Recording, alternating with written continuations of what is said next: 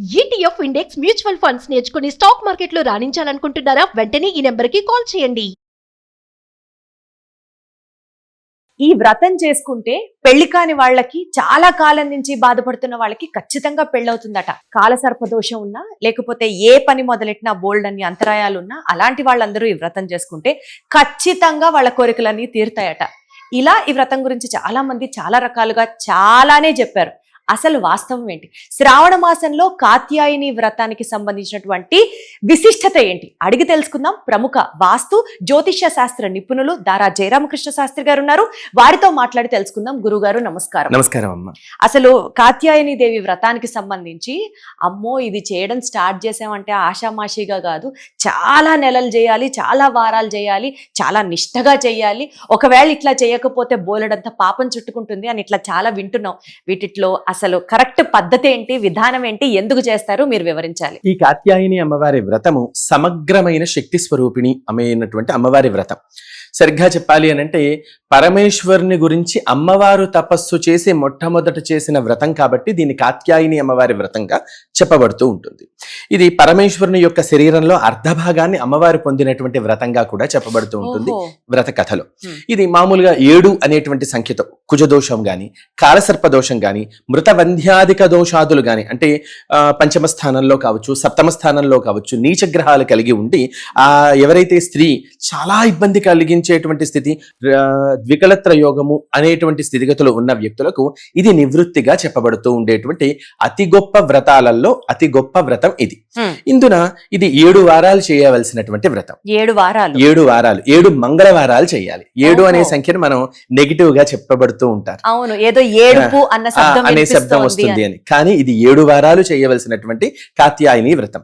కానీ మన భాగ్యం ఈ శ్రావణంలో కావచ్చు, లేదంటే గనక ఆశ్వీజ మాసంలో కావచ్చు, ఒక్క పర్యాయం చేసిన ఈ 7 వారాలు చేసిన సమగ్రమైన శుభ ఫలితం కూడా ఈ వ్రతానికి దక్కుతుంది మన ఈ శ్రావణ మాసంలో. రెండవది, ఈ శ్రావణ మాసంలోనే 7 ముత్తైదువుల్ని ఒకే రోజున పిలుచుకుని అందరికీ కూడాను చీర, రవిక, పూలు, గాజులు వాయనం ఇవ్వడంతో ఈ వ్రతం పరిపూర్ణంగా పరిసమాప్తం అవుతుంది అనేటువంటి మాట కూడా ధర్మశాస్త్రంలో చెప్పబడి ఉన్నది. దీనికి విఘ్నేశ్వర పూజ, పుణ్యాహవచన చేసుకుని చక్కగాను మంటపారాధన చేసి కలశంలో కాత్యాయని అమ్మవారిని ఆవాహన చేసి ఈ కాత్యాయని అమ్మవారి ప్రీత్యర్థం లలితా సహస్రనామాలతో అర్చన చేసి 9 వరుసలు కలిగినటువంటి 7 పోగులు కలిగినటువంటి, అంటే 9 వరుసలు కలిగిన 7 ముళ్ళు కలిగినటువంటి ఒక దారాన్ని చక్కగాను తోరంగా తాను కట్టుకుని అమ్మవారికి ఇచ్చి, అందరు ముత్తైదువులకి ఇచ్చి వ్రత కథ విని, ఆ తదుపరి ఎవరైతే వచ్చిన ముత్తైదువులకి చీర, రవిక, పూలు, గాజులు అనేటువంటి సౌమంగళ్య వస్తువుల్ని ఇచ్చి, ప్రత్యేకించి అప్పాలు, చెరకు ముక్కలు ఈ అమ్మవారికి చాలా ప్రీతిపాత్రమైనవి. ఈ కుజగ్రహ దోషాన్ని నివృత్తి చేయగలిగినవి కాబట్టి చెరకు, అప్పాలు కుజుడికి చాలా ప్రీతి కాబట్టి అమ్మవారికి కూడా అదే ప్రీతిగా సమర్పిస్తారు. అవి సమర్పించి ఆ ముత్తైదువులకి ఇచ్చి వారి చేత అక్షింతలు వేయించుకోవడం కారణంతో ఈ వ్రతం పరిసమాప్తం అవుతుంది. ముఖ్యంగా ఇట్లా చేయడం వల్ల పెళ్లి కాని వాళ్ళకి పెళ్ళవుతుంది అన్నది నమ్మకం. వివాహం అవుతుంది, అన్యోన్య దాంపత్య జీవితం కలుగుతుంది. శివపార్వతులు ఏ స్థాయిలో అన్యోన్యత ఉన్నదో అంత అన్యోన్యత కలగడం కోసమే ఈ కాత్యాయని వ్రతాన్ని చేస్తారు. అంటే ఇద్దరూ చేయొచ్చు, పెళ్ళైన వాళ్ళు, పెళ్లి కాని వాళ్ళు ఎవరైనా చేయొచ్చు. పెళ్లి కాని వారికి మాత్రమే కాత్యాయని వ్రతం. మరి పెళ్ళైన వాళ్ళకి వరలక్ష్మి వ్రతం, మంగళగౌరి వ్రతం అన్ని ఉన్నాయి. పెళ్లి కాని పిల్లలకి ఉన్న ఏకైక వ్రతం ఇదొక్కటే. తద్వారా ఈ వ్రతం వలన ఎంత శక్తి ఉంటుంది అనంటే, వచ్చేటువంటి భర్త యొక్క స్థితిగతులని కూడా, భర్త అవయోగాల్ని కూడా అమ్మవారు తొలగిస్తారు. ఒక దుర్వ్యసనం కలిగిన వ్యక్తి సంబంధంగా వచ్చింది, దాన్ని ఎవ్వరం ఏమీ బాగు చేయలేం.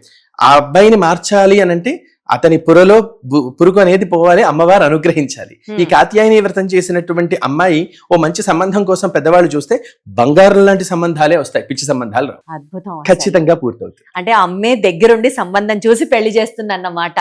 ఖచ్చితంగా. అయితే గురుగారు, ఈ కాత్యాయని వ్రతానికి సంబంధించి ఇందాక మీరు అన్నారు కుజదోషం ఉన్నా, కాలసర్పదోషం ఉన్నా. సపోజ్ ఇప్పుడు పెళ్ళైన వాళ్ళకి సపోజ్ కాలసర్పదోషం ఉంది అని అనుకుందాం, వారు ఈ వ్రతం చేయడానికి అర్హులు కాదా? అనర్హులండి. వివాహం కోసం చేసేటువంటి వ్రతం ఇది మాత్రమే. అంటే కన్నే పిల్లల కోసం మాత్రమే చేసేటటువంటి వ్రతం. అవును. ఉదయం నుంచి సాయంకాలం వరకు కూడా ఉపవాస దీక్షలో ఉండి ఈ వ్రతం చేస్తారు.